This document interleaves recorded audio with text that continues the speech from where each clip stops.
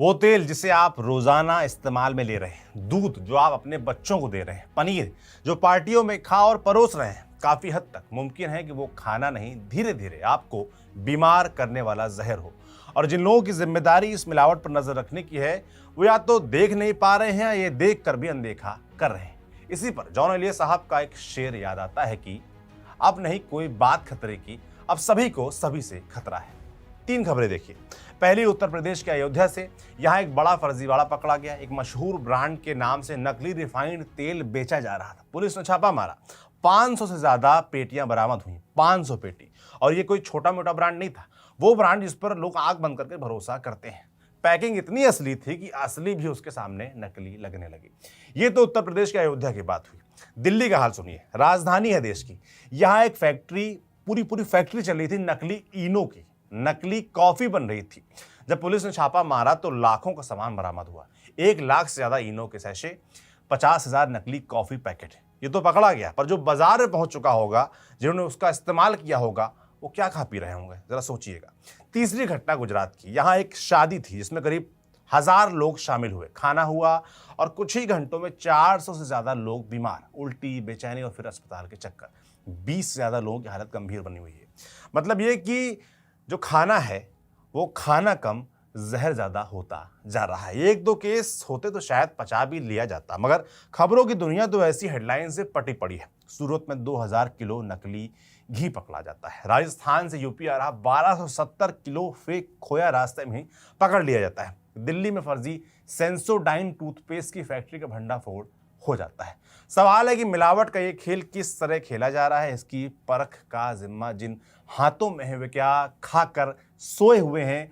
क्या कोई सिस्टम है या फिर यही सिस्टम है, कागजों पर मजबूत पर जमीन पर जर्जर, घायल और मरा हुआ? आज इसी बदहाल सिस्टम की बात करेंगे। नमस्ते, मैं सौरभ त्रिपाठी हूं, आप न्यूज पिंच देख रहे हैं। पहले आते हैं उस संस्था पर जिसके ऊपर हमारी थाली में रखे खाने की सुरक्षा की जिम्मेदारी है, FSSAI यानी food safety and standards authority of India. हर मामले में जवाबदेही सरकार की होती है और उसी के तहत इस संस्था की भी होती है। यही वो रेगुलेटरी बॉडी है जो खाने की क्वालिटी, सेफ्टी और उसकी लेबलिंग तय करती है। मतलब देश में जो भी खाया जा रहा है, बनाया जा रहा है या बेचा जा रहा है, वो सुरक्षित है या नहीं, इसकी जांच परख का जिम्मा इसी संस्था के हाथों में। इसकी स्थापना साल 2008 में हुई थी। ये उस कानून के 2 साल बाद बना जिसे हम food safety and standards act 2006 के नाम से जानते हैं। मतलब कागजों पर एक मजबूत ढांचा खड़ा किया गया था ताकि देश में खाने पीने की चीजों पर सख्त नजर रखी जा सके। लेकिन कहानी यहीं से थोड़ी असहज होने लगती है, क्योंकि कागजों पर जो जिम्मेदारी है, जमीन पर उसकी तस्वीर वैसी साफ नजर नहीं आती। बीते कुछ समय से यह संस्था अपने मूल काम से ज्यादा विवादों के लिए चर्चा में है। कभी आरोप लगे कि अहम पदों पर नियमों के खिलाफ भर्ती हुई, कभी आरोप लगने वालों पर FIR दर्ज हो गई, कभी ऐसे मुद्दों को नजरअंदाज किया गया जो सीधे लोगों की सेहत से जुड़े हैं। हाँ, बीच बीच में छापेमारी जरूर होती रहती है, खासतौर पर त्योहारों के समय। कुछ फैक्ट्रियां पकड़ी जाती हैं, कुछ सामान जब्त होता है, तस्वीरें आती हैं, प्रेस रिलीज होती है। ऐसा लगता है कि सिस्टम काम कर रहा है। लेकिन सवाल वहीं खड़ा होता है कि अगर सिस्टम इतना सक्रिय है तो हर दूसरे दिन इतनी बड़ी गड़बड़ियां, इतनी बड़ी तादाद में नकली सामान आखिर पकड़ा क्यों जा रहा है? शायद यही वजह है कि Bharat global food security ranking में 68वें स्थान पर खड़ा दिखाई देता है। अब सवाल यह है कि जिम्मेदारी इतनी बड़ी है तो कमी कहां है? इसका जवाब ढूंढने के लिए पहले जरा FSSAI के अपने दावों को समझ लेते हैं। FSSAI की 2024-25 की एनुअल रिपोर्ट बताती है कि देश भर में कई सर्विलांस प्रोग्राम चलाए गए। मार्च 2024 में फ्लैश कॉफी सर्विलांस किया गया। चेन्नई, कोलकाता और मुंबई से 246 सैंपल लिए गए, उनकी जांच नेशनल फूड लैब में की गई। इसके बाद मछली और मछली उत्पादों पर सर्विलांस किया गया। जुलाई 2024 में 504 सैंपल लिए गए। फिर पैन इंडिया स्पाइसेस सर्विलांस हुआ, यानी मसालों की भी जांच की गई। इसके बाद मार्च 2025 में क्वालिटी काउंसिल ऑफ इंडिया के साथ मिलकर पूरे देश में खाने वाले तेल पर भी सर्विलांस किया गया। 36 राज्यों और केंद्र शासित प्रदेशों से 3542 सैंपल लिए गए। और तेल भी कोई एक नहीं, नारियल तेल, मूंगफली तेल, सरसों तेल, olive oil, palm oil, refined vegetable oil. कागजों पर देखें तो सब कुछ व्यवस्थित दिखता है। सैंपलिंग हो रही है, रिपोर्ट बन रही है, सर्विलांस चल रहा है, सिस्टम एक्टिव है। अब सरकार क्या चाहती है वो भी सुन लीजिए। 17 मार्च को राज्यसभा में स्वास्थ्य और परिवार कल्याण राज्य मंत्री प्रताप राव जाधव ने कहा कि FSSAI का काम है वैज्ञानिक आधार पर मानक तय करना और पूरे देश में समन्वय बनाना। यानी नियम बनाना FSSAI का काम है, लेकिन जमीन पर उन्हें लागू करना किसका काम है? वो जिम्मेदारी दी गई है राज्य खाद्य सुरक्षा प्राधिकरणों को। हर राज्य में फूड सेफ्टी कमिश्नर के तहत डेजिग्नेटेड ऑफिसर और फूड सेफ्टी ऑफिसर होते हैं। यही लोग कानून लागू करते हैं, यही लोग जांच करते हैं। कहा गया कि साल भर सर्विलांस ड्राइव चलती है, मॉनिटरिंग होती है, इंस्पेक्शन होते हैं, रैंडम सैंपलिंग होती है, दूध, घी, मसाले, शहद, पनीर सब कुछ चेक होता है। कागजों में सिस्टम बहुत मजबूत दिखता है और आंकड़े भी कम नहीं है। पिछले 3 साल में 5,18,559 फूड सैंपल टेस्ट किए गए, 88,192 मामलों में पेनल्टी लगी, 3614 मामलों में सजा हुई, 1161 लाइसेंस कैंसिल किए गए। इसके अलावा रिस्क बेस्ड इंस्पेक्शन सिस्टम बनाया गया, जहां ज्यादा खतरा वहां ज्यादा जांच। पिछले 3 साल में 56,259 रिस्क बेस्ड इंस्पेक्शन किए गए। अब एक और आंकड़ा सुनिए। 10 फरवरी 2026 को सरकार ने बताया कि 2025-26 में 1,55,306 सैंपल टेस्ट हुए। इसमें से 27,568 सैंपल फेल, यानी हर 5 में से 1 सैंपल खराब। अब यहीं से कहानी पलटती है। एक तरफ लाखों सैंपल टेस्ट हो रहे हैं, हजारों केस में कार्रवाई हो रही है, दूसरी तरफ वही नकली तेल, वही मिलावटी मसाले, वही जहरीला खाना खुलेआम बाजार में घूम रहा है। तो सवाल सीधा है, इतनी बड़ी मशीनरी के बावजूद ये जहर आपकी थाली तक आखिर पहुंच कैसे रहा है? क्या सैंपलिंग सिर्फ एक औपचारिक प्रक्रिया बनकर रह गई है? क्या कार्रवाई उस स्तर तक नहीं पहुंच पा रही जहां से मिलावट शुरू होती है?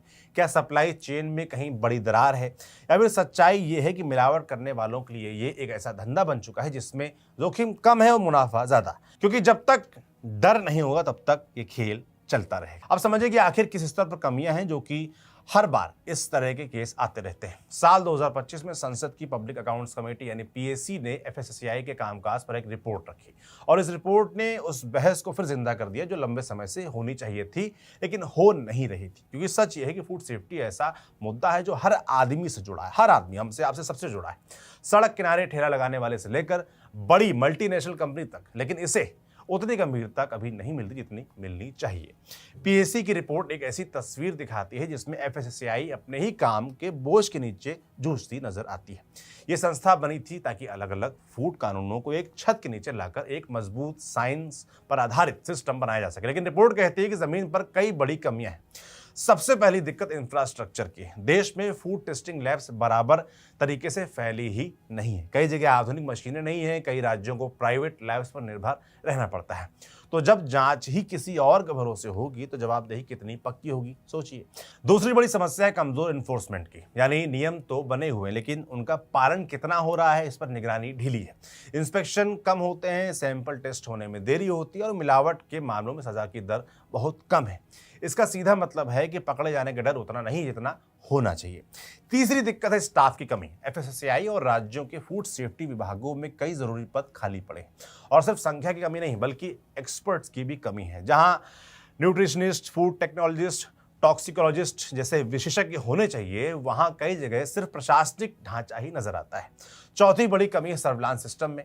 भारत में अब तक ऐसा मजबूत रियल टाइम सिस्टम नहीं है जो फूड से जुड़ी बीमारियों को तुरंत ट्रैक कर सके। यानी अगर कहीं कोई बड़ा आउटब्रेक होता है तो उसे पकड़ने और समझने में ही समय लग जाता है। ये सारी दिक्कतें नई नहीं है, ये उसी बड़े सिस्टम की कमजोरी दिखाती हैं जो 140 करोड़ लोगों के खाने की सुरक्षा का जिम्मा उठाए बैठा है। लेकिन इन सब के बीच एक आम आदमी क्या देख रहा है? वो ये देख रहा है कि हर दूसरे दिन नकली सामान पकड़ा जा रहा है। वो ये देख रहा है कि खाने से लोग बीमार पड़ रहे हैं। वो ये देख रहा है कि अब ब्रांड पर भरोसा की गारंटी नहीं रही। तो सवाल उठना लाजमी है, क्या सिस्टम सिर्फ पकड़ने तक सीमित है या रोकने में भी उतना ही मजबूत है?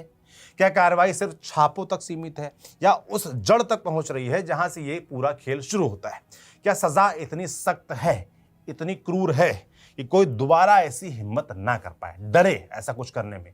या फिर एक चलता हुआ चक्र है जहां मिलावट होती है, छापा पड़ता है, कुछ लोग पकड़े जाते हैं और फिर कुछ समय बाद सब कुछ पहले जैसा हो जाता है? सबसे बड़ा नुकसान किसका है? आपका, हमारा आपके परिवार का। क्योंकि आप जो खा रहे हैं उसका असर सीधे आपके शरीर पर पड़ रहा है। शायद तुरंत कुछ महसूस ना हो लेकिन धीरे धीरे ये शरीर को अंदर से कमजोर करता है और यही धीमा जहर सबसे खतरनाक होता है। इसके कितने ही साइड इफेक्ट्स हैं उन पर तो कोई बात करता ही नहीं। आदमी बीमार पड़ेगा, अस्पताल जाएगा, वहां पैसा खर्चा होगा, खून पसीने से कमाया पैसा, गरीब आदमी का पैसा। ज्यादातर आदमी जो अस्पताल में पैसा खर्च होगा वो अफोर्ड भी नहीं कर सकता। सरकारी अस्पतालों का हाल क्या है, कितना ओवरलोडेड है वो आप जानते हैं, वो अक्सर रिपोर्ट्स में आता रहता है। फिर बीमारियों का बोझ बढ़ेगा तो उन पर और बोझ बढ़ेगा, इसकी कोई बात ही नहीं कर रहा। कुल मिलाकर इस मिलावटी, नकली, डुप्लीकेट प्रोडक्ट्स पर बहुत भयानक सख्ती की जरूरत है। एक ऐसे सिस्टम की जरूरत है जो तत्काल बदलाव लाए इस सिस्टम में, लोगों को डर लगे ऐसा कुछ करने में, केंद्र और राज्य की सरकारों को आंखें खोलने की जरूरत है, ताकि ये जानलेवा समस्या जो धीरे धीरे इस देश के लोगों को खा रही है वो खत्म हो सके। अब इस पे क्या होता है क्या नहीं होता देखने वाला होगा। हम भी इस पर लगातार नजर रखेंगे। आप भी सुझाव दें कि हमें इस खाने पीने, ये जो मिलावट का धंधा है, इस पर क्या और करना चाहिए, कमेंट बॉक्स में लिखकर जरूर बताइएगा। इस रिपोर्ट को लिखा था हमारी साथी खुशबू ने, मैं सौरभ त्रिपाठी हूं, कैमरे के पीछे गीतांश हैं। शुक्रिया।